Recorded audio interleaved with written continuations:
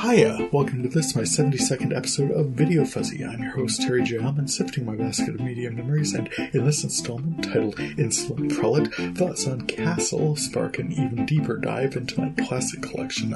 I turn up pilot episodes for Kings, Cupid, and Better Off Ted, and in my current collection, America Meets a Young Poet Laureate.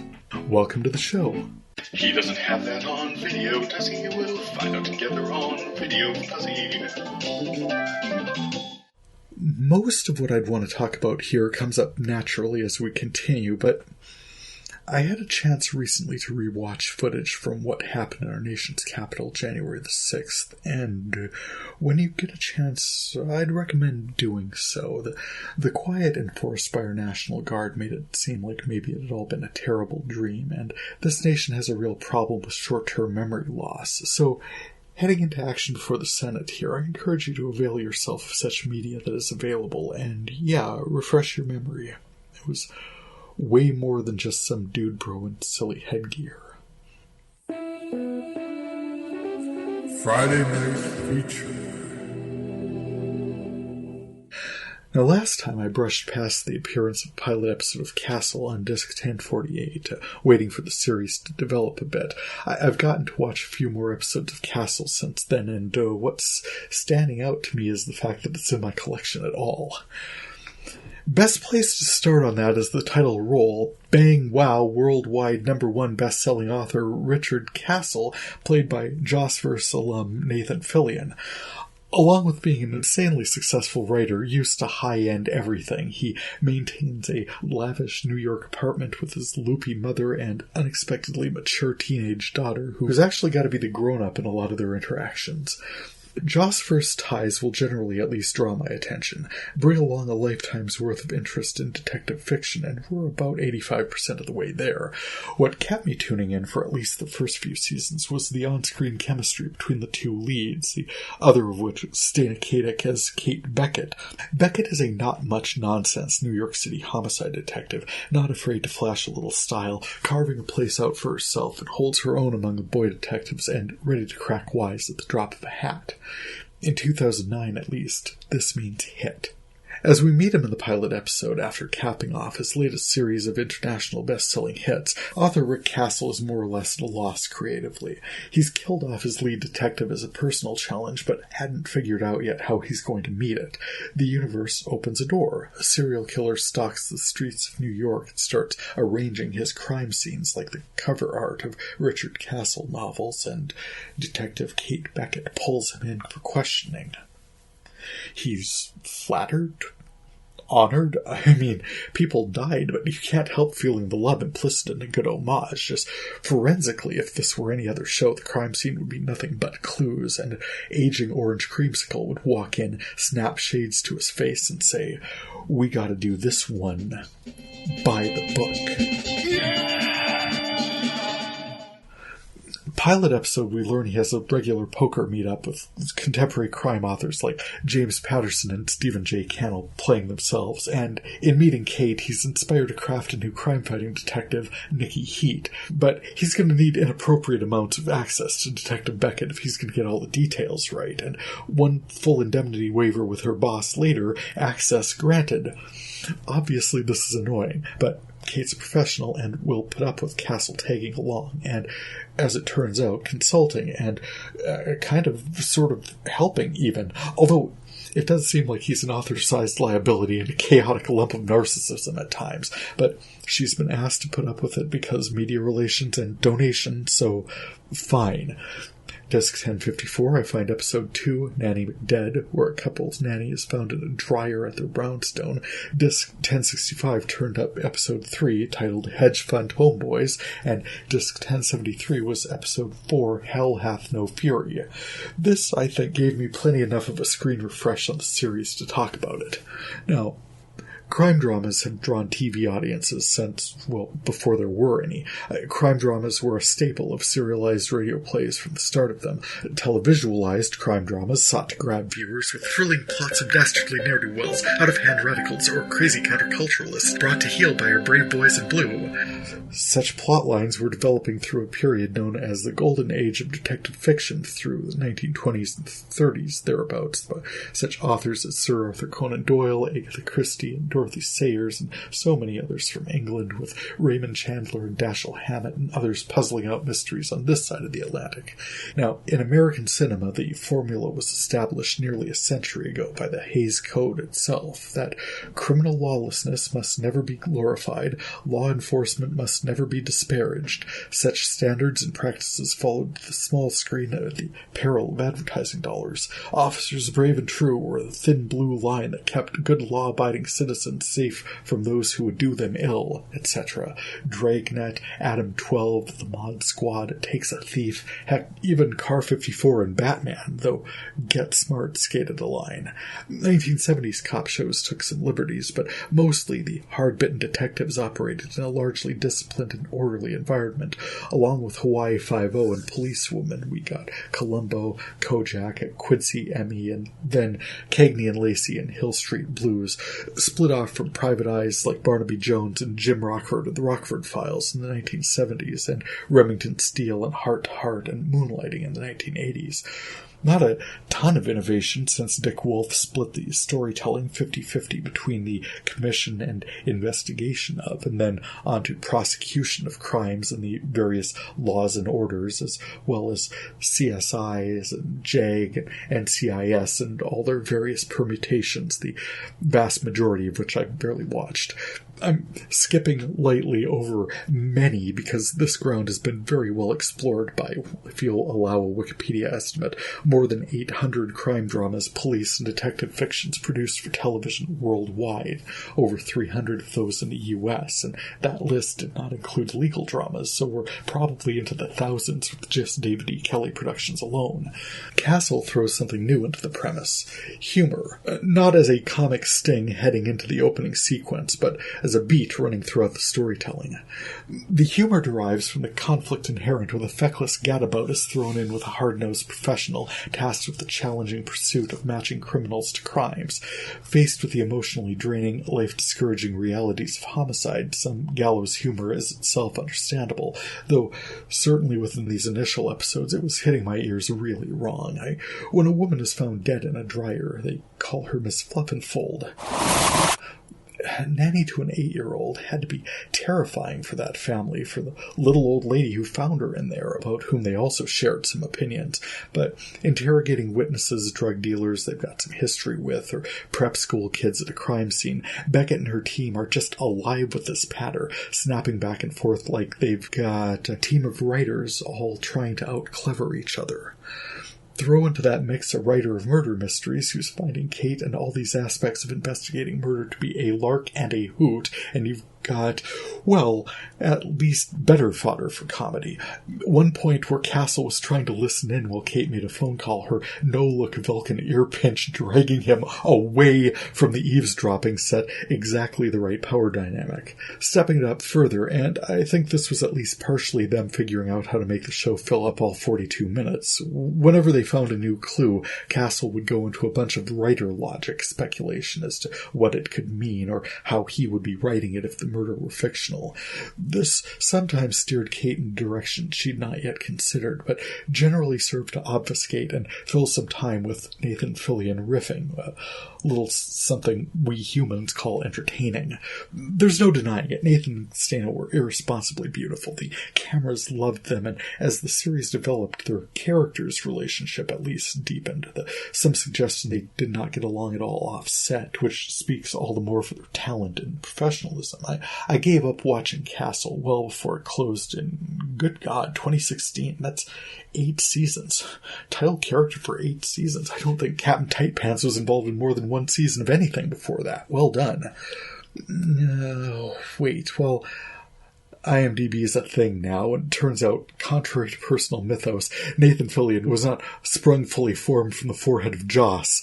Turns out if you do any research at all, he was in so many episodes of Two Guys, a Girl, and a Pizza Place. So, 2 long-running series. 3 with The Rookie, I guess. I'd never seen it. Glad he's kept busy. Now, there's an element of this creation that I've given far more weight and consideration than it in any way likely deserves, and because I am me and this is my podcast, I'm going to explore a bit, and it's the naming of the show and the characters, generally not throwaway considerations for creative teams. I've got the interloping attention grabber Richard Castle, the no-nonsense, by-the-book New York City police professional Kate Becket. I'd have sworn I'd done a research topic on Thomas Becket, served as Archbishop of Canterbury under King Henry II in 12th century England. I went through my old college writings, which was of one benefit. I found where I'd archived the print versions of my TV columns at Minot Daily News, so it was fun to find those. As for the essay, though, I couldn't find it, but something was really standing out to me about these names. Becket, the castle. He and Henry had been close once, but affairs of state and other considerations as outlined. I found a wiki article. Oh, your BS meter should be running hot right now. I've got a better source. Well, a different source. I've got Peter O'Toole opposite Richard Burton and Becket in my classic collection a couple different times, as it turns out, so I popped in discs 201 and 202 to rewatch this epic, so it'd be a lot fresher on what I was reacting to. O'Toole played King Henry II, and Burton played Thomas Becket, and I see where I even recorded the late lamented Robert Osborne's intro, asserting that this was the first ever presentation of that 1964 epic on Turner Classic Movies, so that's kind of auspicious. As the story goes, Thomas Becket and his friend, the young Henry, himself descended of Norman ruler King William the Conqueror, were close confidants in their early ventures, and upon ascending the throne, Henry too named Becket to serve as Chancellor of England, to consolidate his standings vis-à-vis the Church of England, though Becket had ties there as well, also as former archdeacon. Henry sought to draw taxes from the church to raise arms and secure his holdings. He also demanded civil justice supersede church findings, that there must be one justice in England, the crown. Becket proved an honourable advisor to the king, whose court was something of a frat party. Tensions deepened divisions between church and civil authority until one day, learning the archbishop had passed, the king was struck by a brilliant idea to install his own man, Thomas Becket, as Archbishop of Canterbury. Henry was giddy at the brilliance of this move, but close as they were, could not predict how seriously his longtime friend was going to take the duties of his new position. What followed was an intensifying power struggle between civil and sectarian authority that escalated from Becket being exiled to France to complicated arguments before papal legates, and then Becket excommunicating English nobles, and the fallout from that culminated one night in a tyrannical rage, Henry II seething against Becket's implacable fidelity to his ecclesiastic duties, impulsive, brazen, reckless demands. "Will no one rid me of this single insolent prelate? Are all around me cowards? Are there no men left in England?"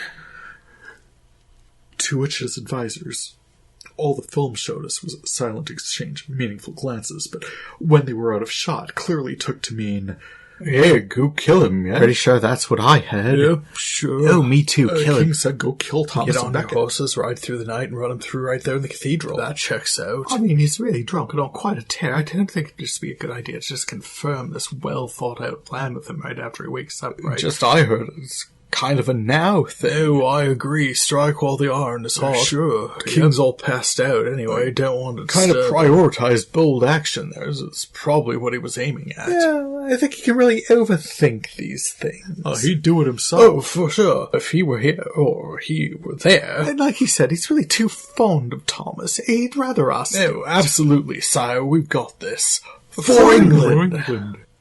So, in the film, 4 dude bros stumble with swords and full armor into the cathedral at Vespers to confront Thomas in full ceremonial regalia. He demands to know what they want, and one of them says, "Your death!"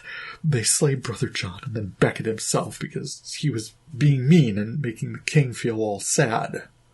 The outrage at this act, the murder of an unarmed archbishop and the act of reading services inside a house of God, led to Henry himself being flogged by Saxon monks, but he retained the civil authority to pass sentence on Becket's attackers, who the movie suggests were never brought to justice. Meanwhile, between Henry's penance and the Pope's machinations, Becket was named a saint, which the movie suggests the crowds found to be satisfactory. It's just a movie, and there were lots of liberties taken. Had Becket been reading services on Christmas Eve, he'd not have been alone in the church, and there'd been lots of witnesses. Historical accounts available on wiki sites suggest Thomas addressed assailants as they approached, begging them to spare his congregants. The movie also made him Saxon for dramatic effect, though, truth be told, rather glancingly for all the impact it had. I mean, BFF to the king, wingman, advisor, named chancellor, then archbishop. I mean, this guy does pretty well for an outsider. But yeah, Richard Castle, Kate Becket, how nutty. Lately, this project has been presenting me with material that seems tailor-made for exploring current events, and whatever turned up on discs 1051 through 1075, I know there was a treason my mind was screaming at me to pull up my copy of Becket and watch it just now. Movie puts a finger right on the question of defense from authority, whether I was just following orders as justified in the commission of a crime, regardless of whether the order is lawful or not. With even slightly less ambiguity, any of those knights could have been beheaded for refusing their king's directive. But complaining about election fraud since before the 2016 election, and then stoking us versus them energies at endless rallies throughout, which incidentally served to erode public trust in journalism, and racial tensions, law enforcement, immigration, international trade, any of 100 topics, any suspicion, division, us versus them energy could be articulated throughout his presidency, which netted him approval ratings that in aggregate sampling never once crested the level threshold of half of all Americans, then still somehow surprised by rejection, thus requiring dozens of courts to all tell him the same thing, up to, including, and well past those election results being certified across all 50 states as of December 8th, then treating the joint session of Congress as ceremonial counting of the Electoral College votes not as a foregone conclusion, but rather as some new up-in-the-air boss level that he could still influence somehow. I mean, the question whether a leader can stand in front of a crowd whipped up by such images as trial by combat, point to the Capitol building a few blocks removed and say, there, right in there, they're stealing your country from you. You gotta be strong or you're not gonna have a country anymore.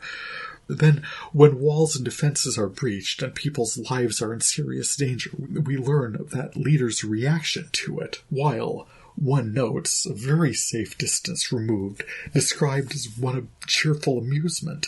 While a gallows are erected, tasers deployed and hostages sought, when National Guard assistance is beseeched and withheld, as sacred spaces in our democracy are violated, lives threatened, lives lost, blue lives lost in this.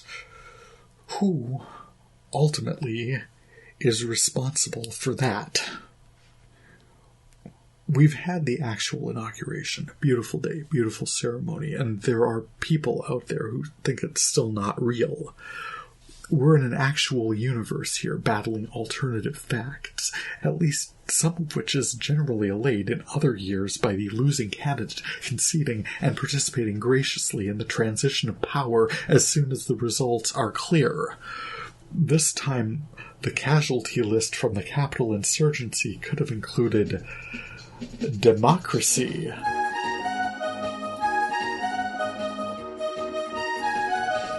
Get Castle and Becket on the case.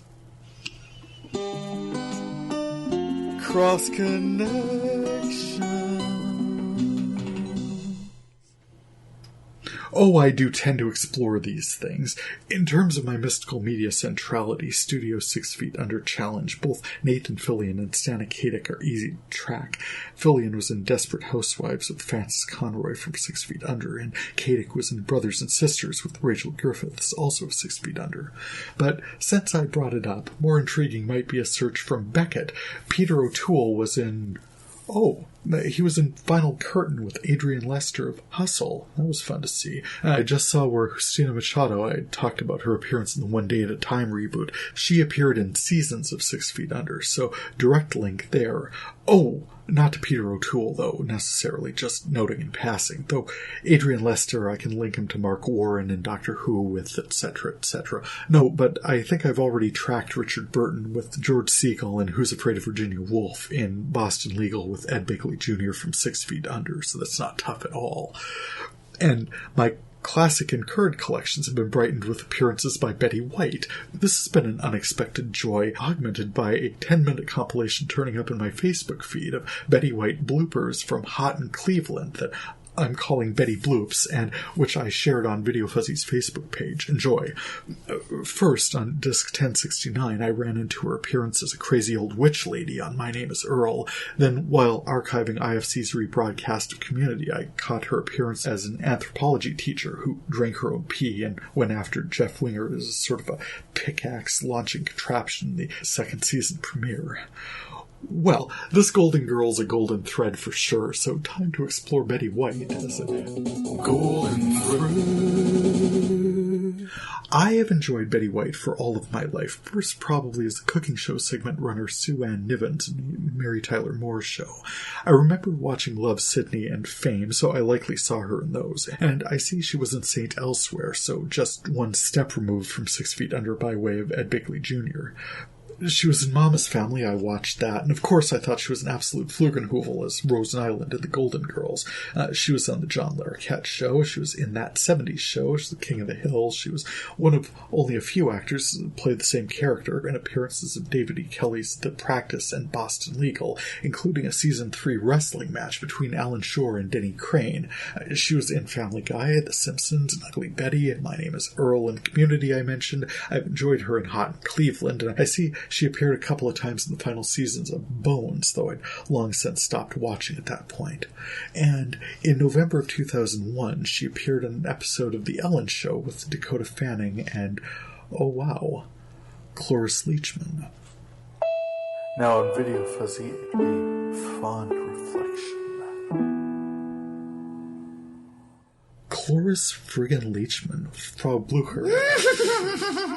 Of course, in Young Frankenstein, along with other Mel Brooks productions, including High Anxiety and History of the World Part 1. And I see this is the multiverse I'm in now, where Facts of Life continued airing through my high school graduation, and Cloris took over for Charlotte Ray. No, I'm sure I remember it happening exactly the way it aired. She was in The Nanny, Bob's Burgers, IMDb lister with nearly 300 credits dating back to 1947, and, oh, by the way, universe, this is how I find out there was a Mad About You reboot in 2019.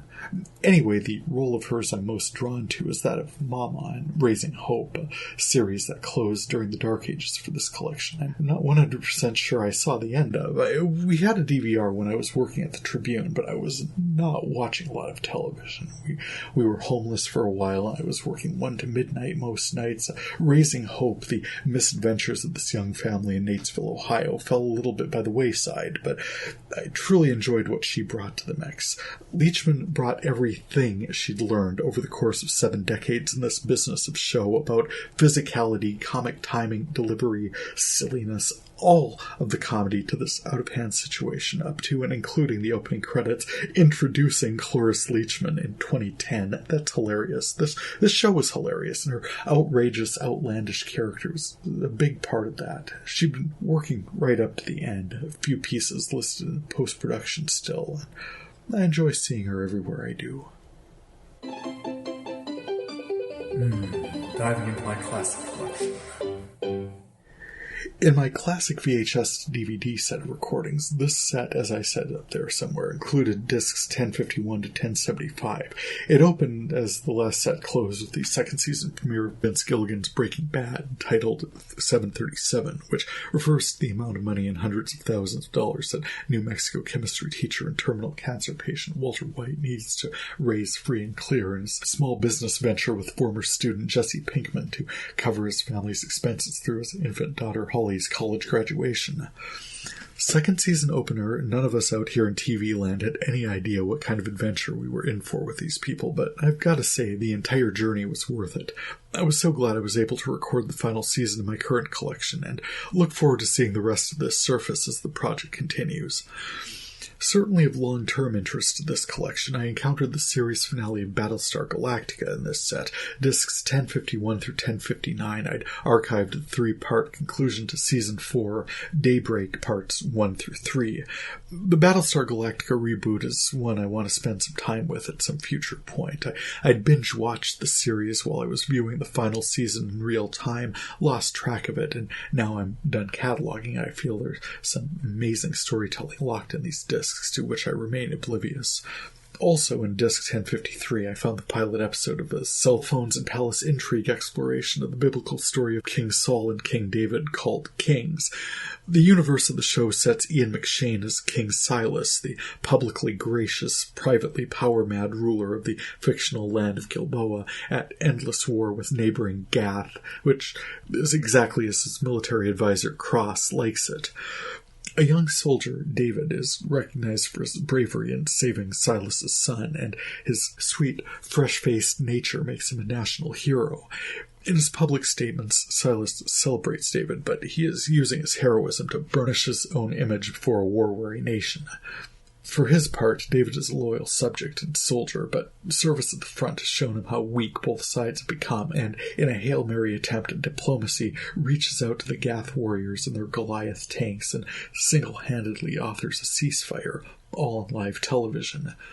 Silas has no choice but to draw up articles of armistice, though he does so breathing rage against David.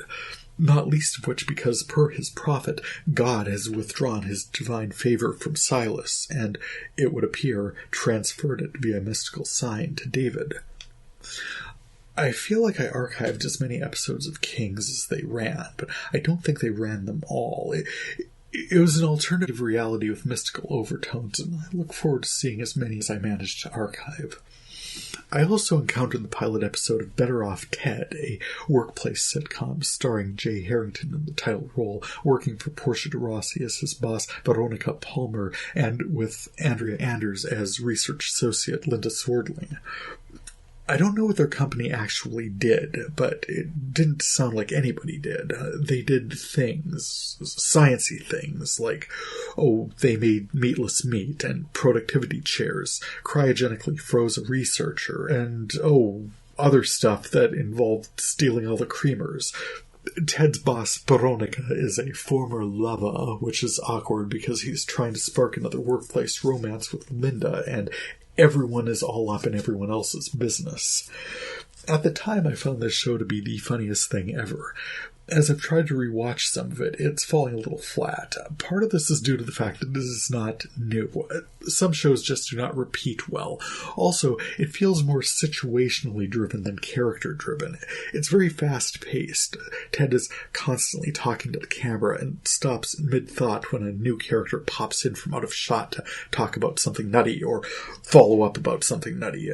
People jumping in to grab focus keeps the characters off balance, but it's hard to sustain narrative structure. A crazy jump in here follows up with crazy situation later. It's usually a good callback, but not always. This show also enjoys experimenting with reductio absurdum, following threads to the ridiculous and overblown logical conclusions, which is not always actually funny. Teams of Caucasian and African American researchers all following each other around because automatic sensors don't read their skin color properly for opening doors or faucets in the bathroom. It's all hilarious, but sometimes you can really see the jokes coming from all the way down the hallway, and it's not just because it's swarming an entourage of haplessly multicultural researchers. It's far more interesting than the pilot episode of Cupid that turned up on disc 1074. On the one hand, it's close to mystical centrality in this collection with Studio 60's Sarah Paulson as a lead. She stars opposite Bobby Cannavale as title character Cupid, or his made-up name Trevor Pierce. He's been banished to Earth till he can unite about 100 missed connections, spreading love generally as he works at it. Sarah plays Dr. Claire McRae, a cynical psychoanalyst with no room for nonsense in her life, and Trevor bouncing around as Cupid is striking her as nonsense.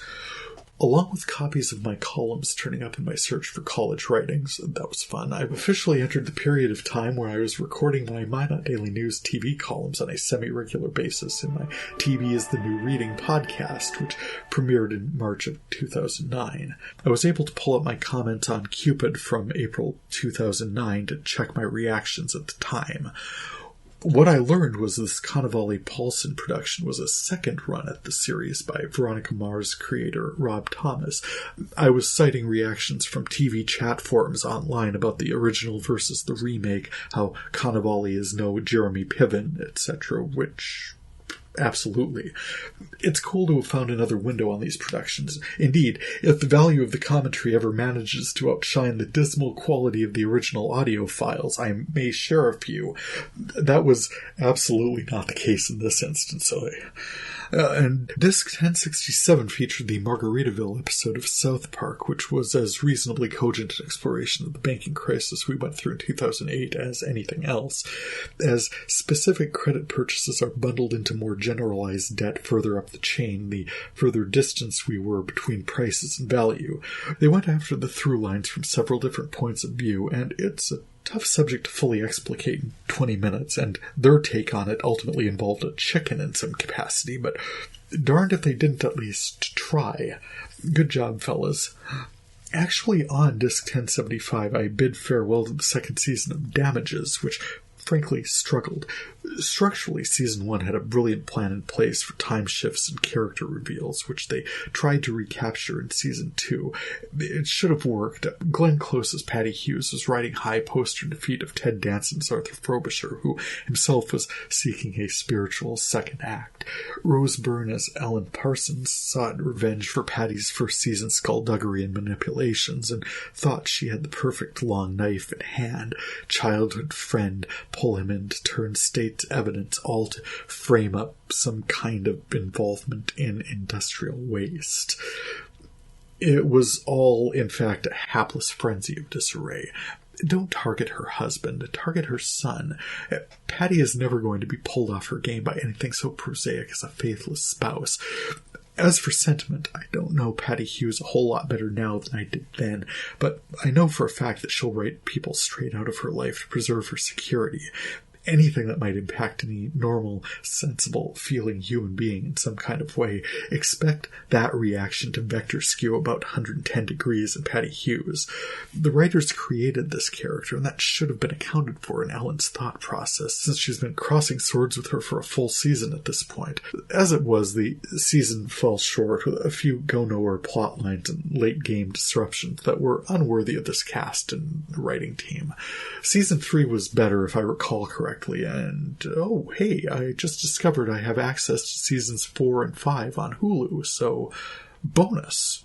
Slowly, my Dark Ages access expandeth. Finally, an episode of The Simpsons emerged from the massive on Disc 1064, a Season 20 entry titled In the Name of the Grandfather, in which Abe and Homer and the fam hop the pond so that Abe can recapture his youth in the traditional Irish pub he recalls from his 20s.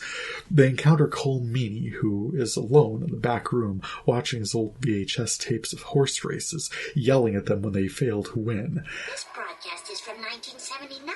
Yes, I'm just an old man yelling at me tapes. Which... shut up.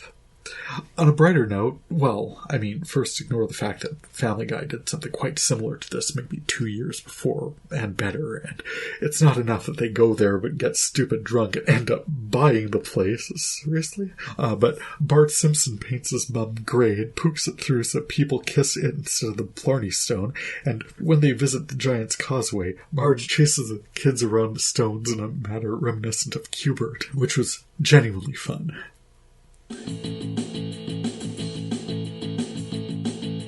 Checking out my current collection. In my current direct-to-DVD recording, the highlight for this set was the inauguration. I'm still reeling from the events of January 6th, which legit delayed my last installment by days because instead of editing, I was staring at every screen I own, going, what the actual fandango? But ultimately, the count happened, the inauguration happened, and so far Biden has been doing everything he can to roll the presidency back to maybe Eisenhower levels of drama, though I even have people in my Facebook feed that every time he does anything, it's the worst possible move, and we're Cuba, Venezuela now, run by zombie Hugo Chavez. But given what they support, I'm unconvinced that's true. What stood out about the inauguration, well, a couple of things. First, how peaceful it was. It helps when most of the people hell-bent on disrupting the things sort of popped their own cork weeks earlier. So horrifying that, yeah, we decided to bump security a skosh, given what nearly happened when the next 3 people in line of succession were like one clever guard from being assassinated. Go Eugene Goodman, by the way. It was a beautiful, if chilly day. The trash, as I said, had taken itself out, and the Bidens took in a mass before heading to the Capitol. I archived most of this to disk X373.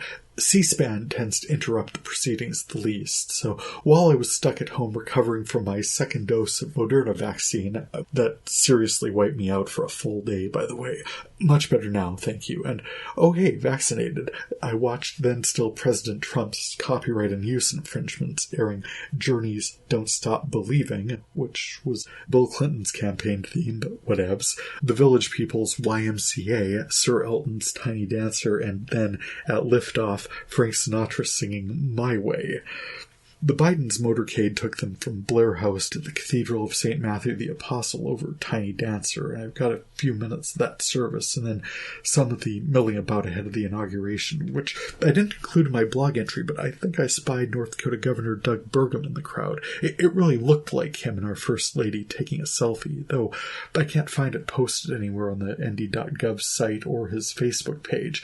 Not that, hey, here's me at Joe Biden's inauguration, the guy way too many of my own supporters still think stole the election, was likely to get posted all over the place. He did post a photo of himself with a cardboard cutout of Donald Trump, so hey, at least that strong record of influence is documented. Browsing his Twitter feed, Governor Burgum did say he was there, so maybe that was him after all. I was also a little too surprised to see our Senators Kramer and Hoeven in the crowd. The event took place at the Capitol. That's where they work. It wasn't going to be a tough commute.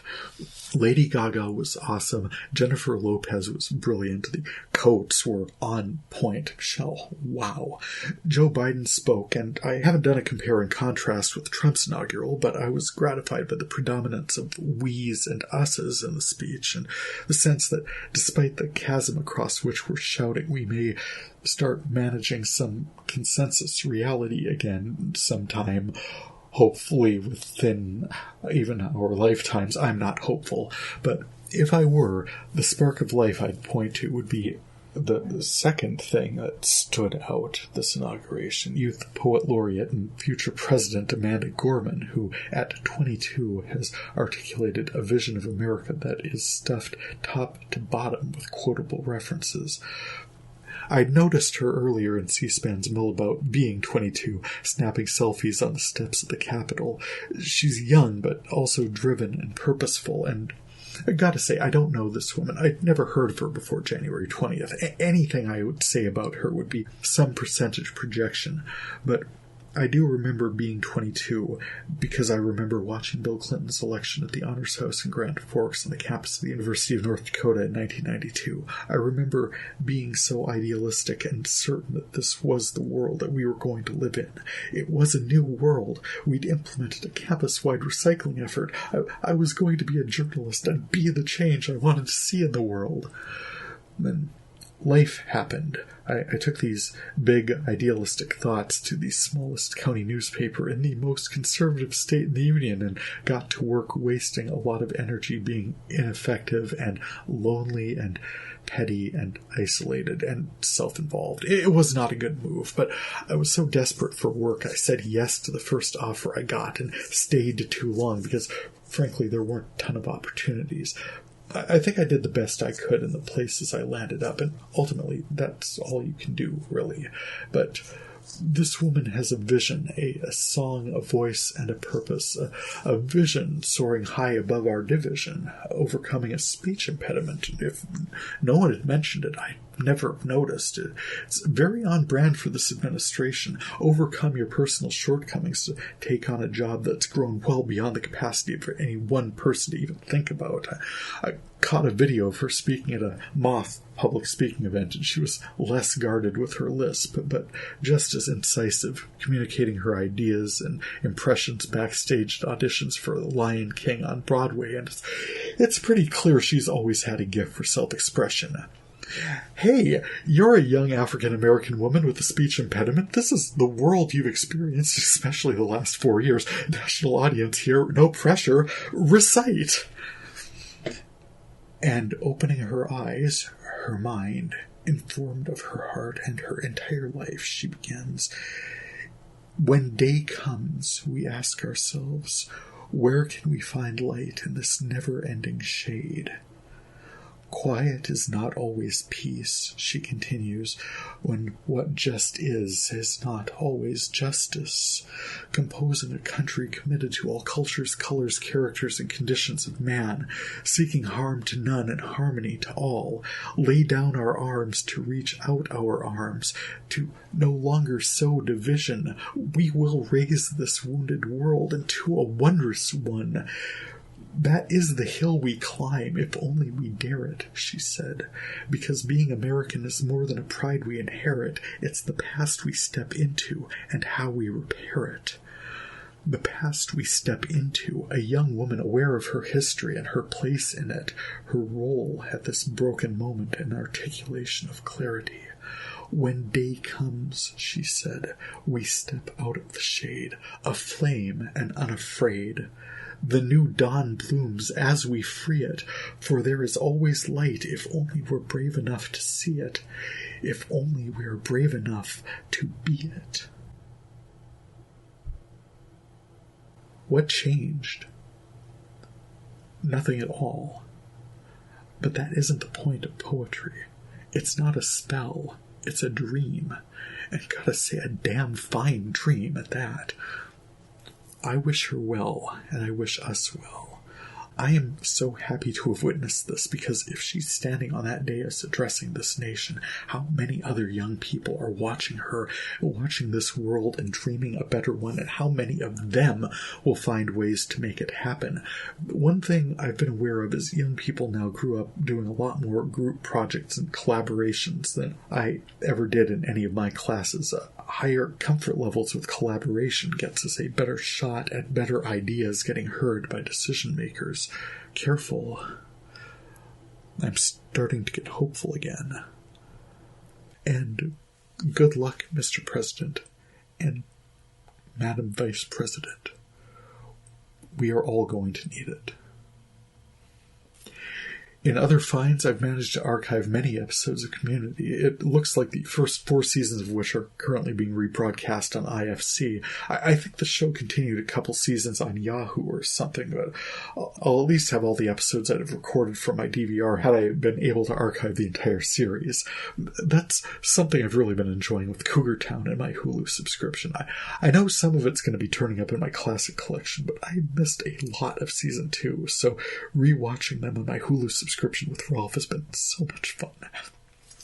I also realized I had access to Mrs. America, so it's like as soon as I'm able to plunk down and watch stuff again, I'm really going to have so much to watch. Fun. Speaking of fun things to watch with Ralph, we have both been surprised at the relative entertainment value of Superstore post America Ferrera's departure. They're managing to keep it fresh somehow, although absolutely stuff comes out of nowhere that shouldn't. Just for one example, the secret hidden employee Shake Shack that somehow Garrett and surveillance mad Dina didn't know about. That's weird. And the show imagines that we're way more invested in stuff that happens off screen with these people than we possibly could be, but there are for sure payoffs in character development and interaction. It's just like, before I hit play, I'm not really convinced it's going to be entertaining, but I'm always drawn in. Superstore is a fun time. And As uplifting as I found the inauguration ceremonies to be, well, I saw where C-SPAN was re-airing a panel discussion from last fall hosted by the National Constitution Center, talking about founders and statesmen referencing and influenced by Shakespeare throughout American history. The discussion was slated for an hour and featured Jeffrey Rosen, Barry Edelstein, Kevin Hayes, and Lucas Morrill. The conversation focused primarily on what Shakespearean influences one could point to and leading up to the founding of the nation and the run-up to the Revolutionary War, then hop-skipped to Lincoln and Shakespearean influences in the mid-19th century, then to where they felt those influences sort of stopped being significant around the mid-1930s or so with the advent of broadcast media.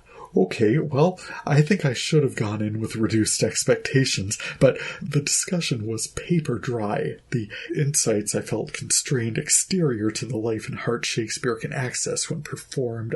I feel like the argument was made that performances of Julius Caesar were edited this way or that to express political viewpoints, which, for God's sake, if you're trying to argue a political point of view in the run-up to the Revolutionary War, you'll have better luck writing a letter to the editor or publish a circular than a 3-week community theater run the guy whose attention you're trying to get may or may not even attend.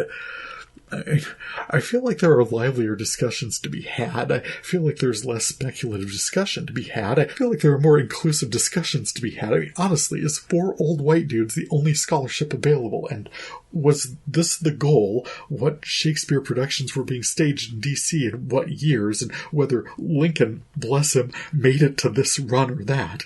Were you looking at, say, such times as try men's souls? I come to bury Caesar, not praise him. The evil that men do lives on. My kingdom for a horse. The great speeches of the history plays and their resonance with historical events, because anything can reference anything twisted hard enough. Hark, what light in yonder window breaks? It's morning in America, and there you go again. What I'm saying is it's in my collection, but for real, if you get a chance to miss that one, I would. It's way more panel than Shakespeare, in that it's way less Shakespeare than bored. Leave history for dust. Instead, pull up young poet laureate Amanda Gorman, a clear voice for America's future. Wake us up from our nightmare and paint us a dream. And with that, thank you so much for checking in on my video cataloging project. You can check out my catalog listing along with audio links at VideoFuzzy.blogspot.com, past episodes anywhere you get your podcasts. Feedback is always appreciated. You can contact me through my blog or podcast sites via email or through my VideoFuzzy page on Facebook, or you can follow me at TJVideoFuzzy on Twitter. For VideoFuzzy, I'm Terry J. Aman. Happy viewing. It might be amazing, it might just be scuzzy. We'll find out together on VideoFuzzy.